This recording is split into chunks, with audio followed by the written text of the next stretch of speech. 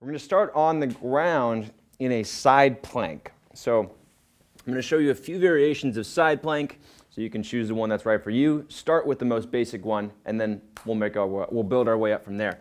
So side plank, you're going to have your forearm down, your elbow right under your shoulder, and you're going to have your knee down, your right knee down, and your left foot down. And this is step number one, using your right knee on the ground to help support you. And we want to make sure that you're stacking your shoulders, so make sure that your chest isn't facing down, but that you're facing straight out to the side with your torso, that you're lifting your hips, so you do feel your right oblique, the side of your body engaging, and extending that arm up. So I've got a nice straight line from my right elbow all the way up through my left hand. Level two, you're going to rest on the outside of your right foot, stack your left foot on top of the right foot, and then press into the outer edge of your right foot and lift your hips. We still have the shoulders stacked above the right elbow, so my torso is still facing straight out to the side. I've just got a little bit more intensity now. I'm going to hold this for 20 seconds here, so lifting your hips up, extending that hand high, and again, if you need to take the knee down, you can do that. And if you want to make this a little more difficult, lift your left leg off your right leg. Last 10 seconds here, lift your hips as high as you can.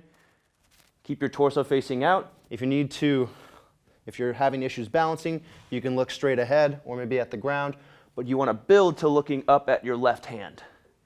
And then relax and switch sides. So side plank, really good for your core, for your hips, and also a little bit of upper body work. Again, forearm is going to be perpendicular with the side of the mat. Stack your left shoulder on top of your left elbow. Start with your left knee down. Bring your right arm up. Straight line from the left elbow to the right hand extended. And lift your hips. Again, this is level one. If you feel like you've got a little bit of challenge staying here and being stable here, might not need to go on. You want to increase the difficulty. You're going to rest on the outside of your left foot.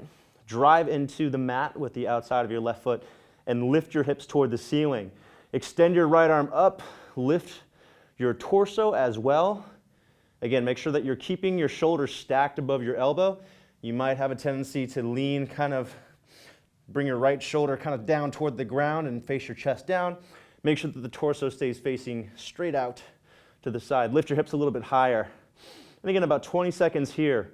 You're going to feel a lot going on in the outer left hip and in your obliques on your left side.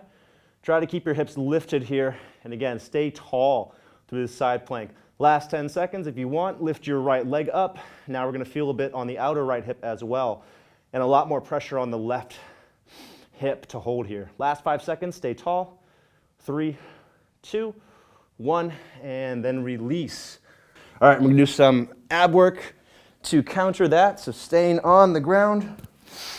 Leg levers, alternating legs. So bring your right leg straight up in the air, point your left leg straight out. Arms can be along your sides. If you want, maybe put them behind the neck, whichever is more comfortable.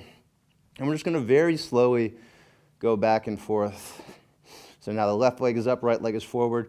Don't ever let the leg touch the ground. You're just hovering here. And you want to focus on using your core here. You're going to feel some stretching through the hamstrings. If your hamstrings are too tight for this, you can bend your knees as they start to get up near the ceiling or pointed at the ceiling. So you can bend your knees, that's fine. Keep it focused on the core. And again, really slow, controlled movements here. Just working back and forth for core stability. And also working your hip flexors here. Do about 15 more seconds. Keep your abs tight. You shouldn't feel any pain in the back. If you do, try to focus on the abs a little bit more. And if you need to, you might want to avoid straightening your legs all the way. If you can, try straightening them. But if there's pain, bend the knees. Last little bit. 5 seconds. And then relax. All right, one more tabletop exercise. We're going to do some donkey kicks. So we did those. We did these, I think a couple days ago on the wall. Now we're doing them in a tabletop position. So donkey kick, let's go left leg first. You're gonna bring your left heel straight back, squeeze your heel in toward your butt, and then drive your leg up and over to the right. Pressing your heel up, up, up, up, up, up, up, squeezing your butt as much as you can for 5 seconds. I find it also helps to reach your toes toward your shin or point your toes. One or the other is fine. Just make sure you're keeping your toes active. And then slowly releasing down. Again, press the left leg back, squeeze the heel in, drive up and over. 5-second squeeze. 4, heel up and over, up, up, up, up, up. 3, 2, 1, and then release. One more, leg back, heel in, drive up, 5 seconds. Heel up, up, up, press, press, press as high as you can. Lift, lift, lift. 3, 2, 1, and then release. All right, other side. Right leg goes back, squeeze your heel in toward your butt, drive your heel up as high as you can, and once you can't get it any higher, press up and over toward the left. Squeeze the heel in, drive up. Again, keep your foot active, so toes either reach back toward the shin or drive up. 3, 2, 1, release. So go ahead and relax between reps, release it, and then teach it to engage again. Right leg back, heel in, drive up. So I like doing the breaks between because that disengages, and then you have to practice re-engaging the muscle. You want to be able to do this on command. So that's why doing reps helps. 3 seconds. As much as you can, squeeze your butt. 3, 2, 1, release. And then we've got one more. Right leg back, heel in, drive up, squeeze your heel in, drive up and over now. So hamstring and glute engaged. 3 seconds, as hard as you can. 3, 2, and 1, and then release. Now we're going to practice hip hinge, a squat hold, and we're going to practice a forward fold. These are 2 essential movements in yoga, and we've got your body nice and warm, core is active, thighs, glutes, everything that you need is doing what it's supposed to do. If you need it, put the block on the ground, and if you actually have 2 blocks, I'm going to have you put a block between your thighs to practice proper inner thigh engagement and core engagement with these exercises. So block on the ground if you need it, if you can't touch the ground with straight legs in proper form in a forward fold. All right, so hip hinge, squat hold, knees slightly bend, bring your butt to the back, keep squeezing the block between your thighs, bring your arms out in front of you. Weight is going to be in the hips here. This is very similar to the bottom part of a deadlift. So if you lift weights often, right, this is very similar to what we do in a deadlift. Hinging at the hips, building tension in the hamstrings and the glutes, squeezing your thighs together, keeping your back flat. Make sure that you're not arching or rounding your back. So it helps to look at a mirror when you're doing yoga, or even take a video of yourself and watch it later. All right, now to a forward fold. So the tops of the thighs are engaged, abs are engaged, keep your body long. Bring your hands to the block, start to lift your hips, feeling the stretch to the hamstrings.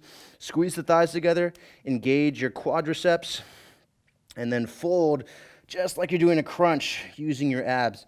That block might start to get in the way, so either move it back or maybe just take it out altogether if you've noticed that it's touching your chest in the forward fold.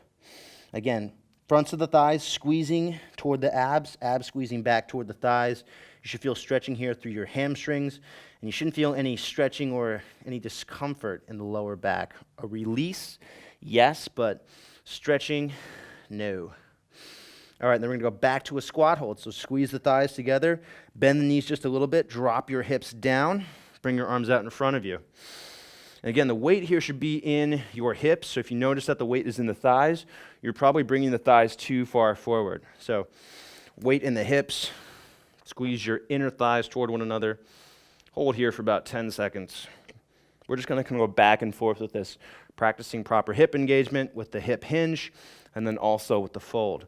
When you're ready, next exhale is folding, squeezing your chest toward your thighs, straightening the legs a little bit, squeezing the fronts of the thighs, and again, keeping the abs really tight here.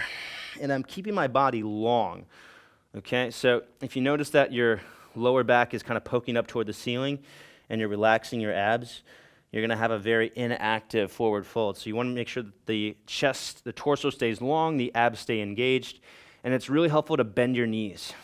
So even when I do a forward fold, I'm usually bending my knees. All right, and then back to the squat hold. So sit back down, squeeze the block together, weight in your hips and in your glutes, butt back, arms out in front, abs tight.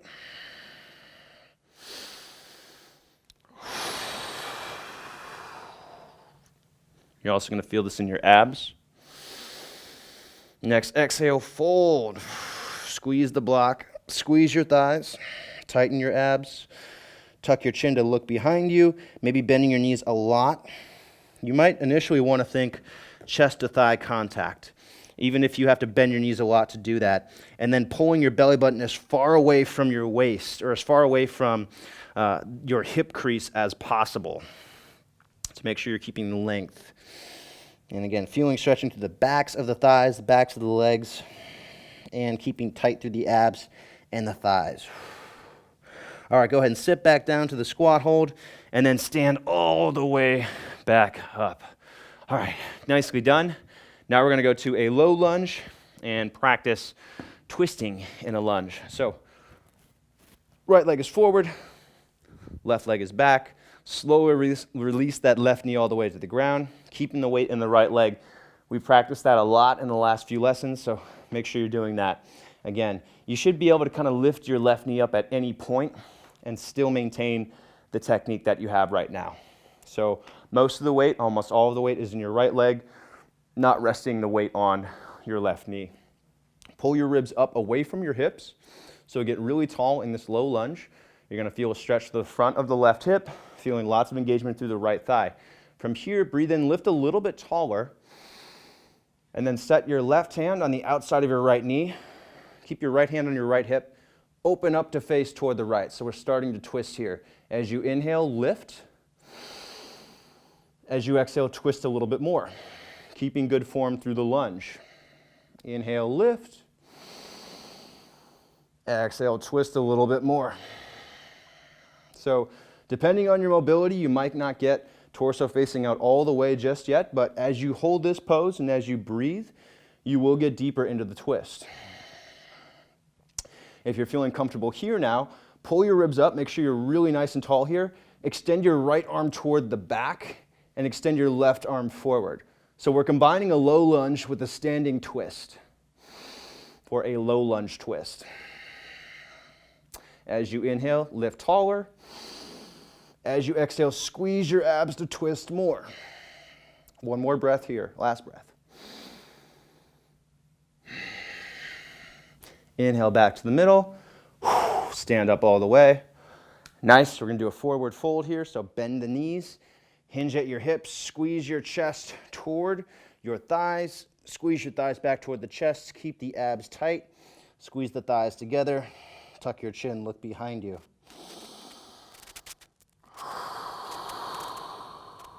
All right, sit back down to a squat hold, bring your arms out in front of you, weights in the hips, knees stay back behind the toes.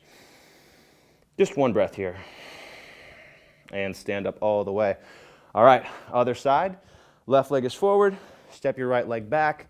Slowly release your right knee toward the ground. Keep the weight in the left hip. You want to think left hip below the right hip. So squeeze your right hip up, press your left hip down.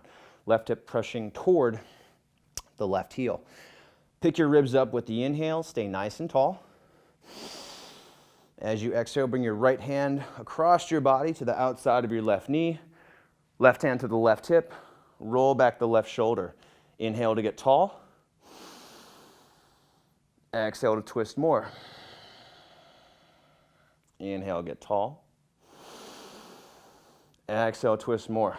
One more breath supported here. Again, stay up nice and tall. Try to keep that weight in the left leg. Maybe relaxing a little bit into the right knee, but not that much. And now extend your left arm back. Extend your right arm forward. If you need a padding, if your knee feels sensitive here, put a washcloth under your knee. Maybe roll up your mat, put it under your knee. Get a little extra support there.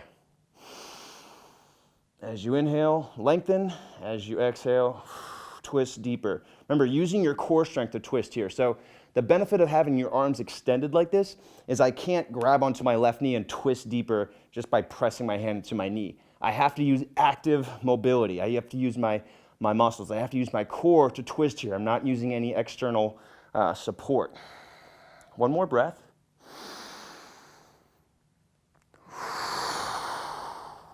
Inhale back to the middle. Stand back up.